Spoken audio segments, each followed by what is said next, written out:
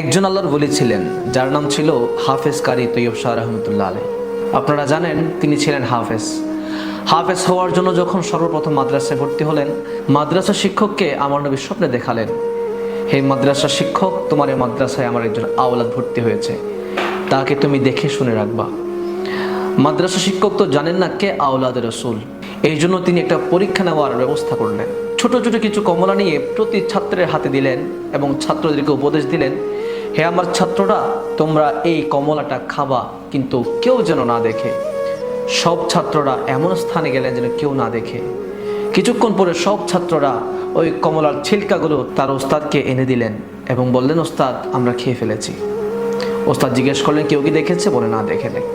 তখন শিষ্য তৈয়ব শাহ রহমতুল্লাহ আলাইহ পুরো কমলাটা তার ওস্তাদকে এনে দিলেন।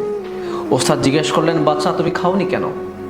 তখন আমার তৈয়ব শাহ রহমতুল্লাহ আলাইহ ওস্তাদকে বললেন, ওস্তাদ, হে আমার শিক্ষক, আপনি আমাকে বলেছিলেন কেউ যেন না দেখে, লেকিন আল্লাহ হর জায়গা মে হে, প্রতিটা জায়গায় আল্লাহ আছেন। আমি অনেক চেষ্টা করেছি লুকাই খাওয়ার জন্য, কিন্তু আল্লাহর সেই কুদরতি দৃষ্টি থেকে আমি নিজেকে লুকাই রাখতে পারি নাই। সুবহান আল্লাহ। তখন ওই মাদ্রাসা শিক্ষকের আর বুঝতে বাকি রইল না, ইনি হচ্ছে আওলাদের রসুল, ইনি হচ্ছে আল্লাহর ওলি।